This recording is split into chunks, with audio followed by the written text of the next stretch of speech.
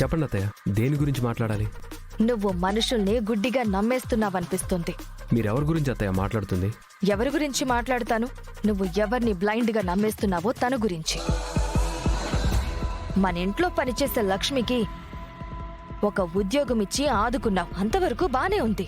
కాని ఇప్పుడు తన వల్లనే కంపెనీ నిలబడుతుంది, తనే అన్ని నిర్ణయాలు తీసుకోవాలనే దాకా నువ్వు వెళ్తున్నావు. అది కరెక్ట్ కాదు అంటున్నాను. అర్హత ఉన్నవాళ్లని అందలం ఎక్కించు, నేను కాదనను. కానీ లక్ష్మి లాంటి వాళ్లను తీసుకెళ్లి కిరీటం పెడితే నలుగురు ఏమంటారో తెలుసా? కనకపు సింహాసనం మీద సునకాన్ని కూర్చోబెట్టినట్టు ఉంటుంది అని నవ్వుకుంటారు.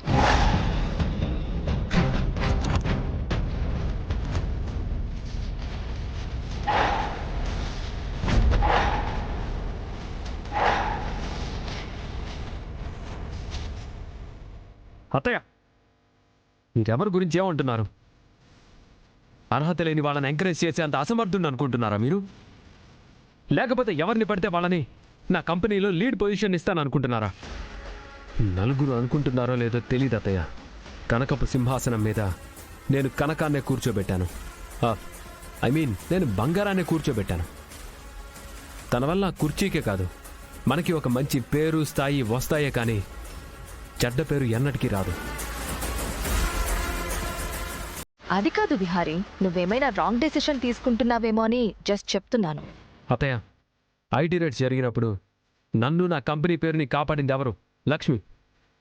తను కంపెనీలోకి వచ్చిన తర్వాత ఇప్పుడు మన కంపెనీ షేర్ వాల్యూస్ మీరు చెక్ చేసుకోండి, ఎంత పెరిగాయో మీకే తెలుస్తుంది. అండ్ ఈ మధ్యన మన కంపెనీలో మిస్ అయిన ఫండ్స్ని తనే వెనక్కి తీసుకురాగలిగింది. ఆ పని ఇన్ని రోజుల నుంచి మన బిజినెస్ని లీడ్ చేసిన నీ వల్ల కాలేదు. నేను నీ నుంచి టేక్ఓవర్ చేసుకున్న తర్వాత నా వల్ల కూడా కాలేదు, కానీ తన వల్ల జరిగింది. తనకంటే క్యాపబుల్ పర్సన్ ఇంకెవరుంటారు? నా డెసిషన్ ఎప్పటికీ రాంగ్ అవ్వదు, నా నమ్మకం ఎప్పటికీ అపనమ్మకం అవ్వదు అత్తయ్య. ఎప్పుడు దయచేసి మీరు తన గురించి అలా మాట్లాడకండి అత్తయ్య. నేను చెబుతుంది నా ఒపీనియన్ కాదు విహారీ, బయట వాళ్ళు మాట్లాడుకుంటున్న దాని గురించి. అర్ధరాత్రి ఆకాశాన్ని చూసి కూడా కుక్కలు మురుగుతూ ఉంటాయి అత్తయ్య.